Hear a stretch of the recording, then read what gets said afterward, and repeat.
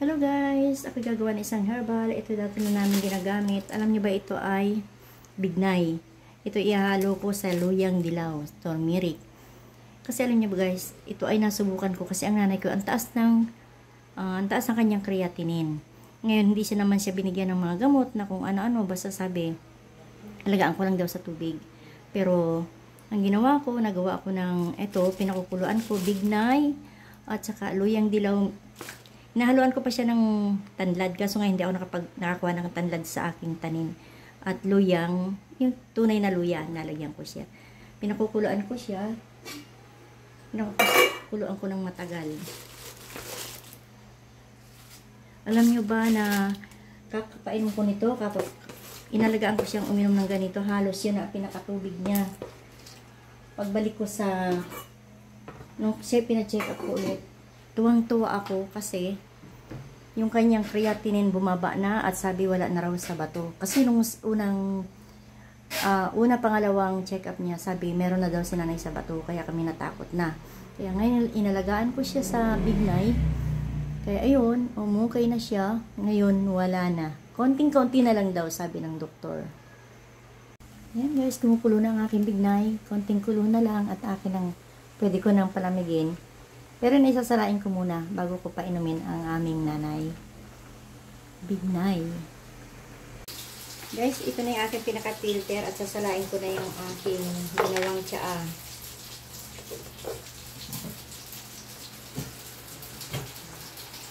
Yung bignay. Bignay at luyang dilaw.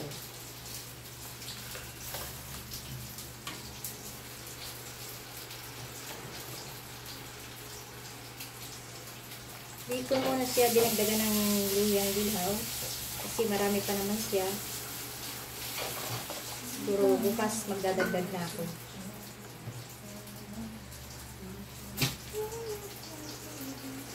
Kasanin ko naman dito dahil ako umiinom din yan.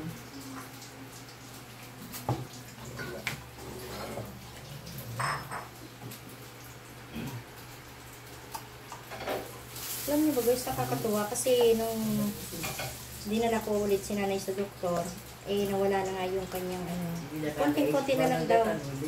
Konting-konti na lang daw yung kanyang creatinine at hindi na, wala na sa bato. Ayan, nalinis na siya. Takbo na.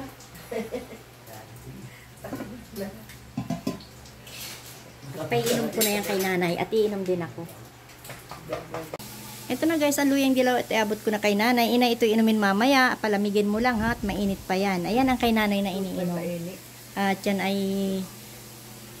ay pinadadala ko sa kapatid ko. Kapatid kong lalaki, humingi ako. Kasi sa kanila may puno doon. Pinapipitas ko siya doon. Hindi ko alam pa nagtsura ko dito. Wala kong kakahilamos ka pa lang. Puro trabaho na sa bahay ginawa ko. At yan bignay, mainit pa. Iinumin niya ni nanay mamaya. Mamaya na ha, palamigin mo lang. Yan ang kanyang pinakatubig.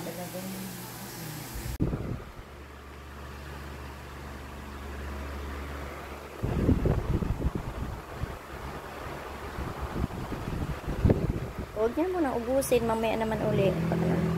Inom kayo ng bignay dahil si nanay, pag umiinom niya si nanay ay, ikaw inay ay ihi ng ihi. Ayan, nahuhugasan ng iyong bato. Huwag mo na munang ubusin at baka naman masyadong mapuno yung tiyan mo. Mamaya naman ulit yung kalahati. Ayan, naman na si nanay ng big nanay.